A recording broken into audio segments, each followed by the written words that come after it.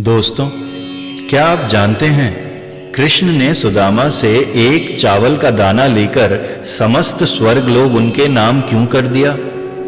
कहा जाता है कि जब गुरुकुल में कृष्ण और सुदामा साथ में पढ़ते थे तो गुरुकुल के पास ही एक गरीब बूढ़ी महिला रहती थी, जिसे कई दिनों तक भूखे रहने के बाद एक दिन 2 मुट्ठी भर चने भिक्षा में मिले थे। बूढ़ी महिला ने उन चनों को भगवान को अर्पित करने के लिए एक थैले में रख दिया, लेकिन उस रात चोरों ने उन चनों को धन समझकर चुरा लिया। बूढ़ी महिला ने दुखी होकर श्राप दे दिया कि जो कोई भी उन चनों को खाएगा वह गरीब हो जाएगा।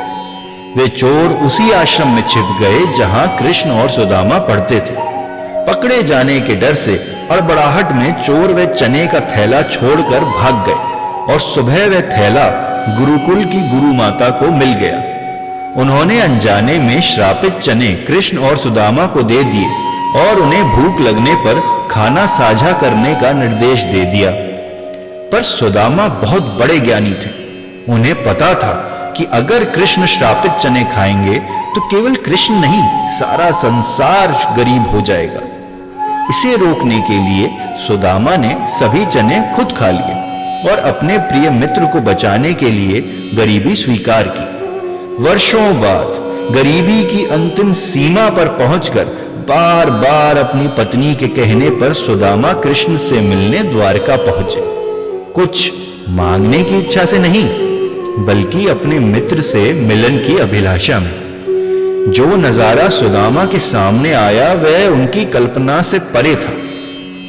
सृष्टि के पालनहार, राजाओं के राजा, त्रिलोकनाथ पति कृष्ण स्वयं अपने प्रिय मित्र को गले लगाने नंगे पैर दौड़े चले आ रहे हैं। उस क्षण में समाज, संसार और सांसारिक भेदभाव की सभी सीमाएं टूट गईं और कृष्ण सुदामा की मित्रता की सच्ची संपत्ति प्रकट हुई।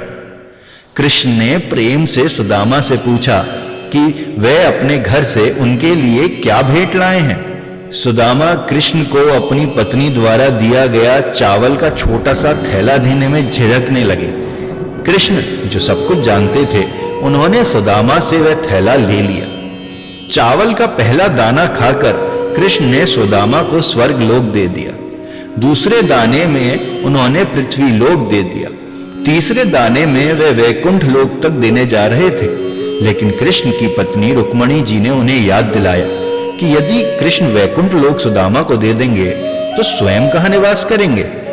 सुदामा के मित्र के साथ साथ वे तीनों लोकों के स्वामी भी हैं। इस तरह रुक्मणी जी ने कृष्ण को याद दिलाया कि सच्ची संपत्ति भौतिक संपत्ति में नहीं, बल्कि मित्रों के बीच साझा किए गए प्रेम और भक्ति में है।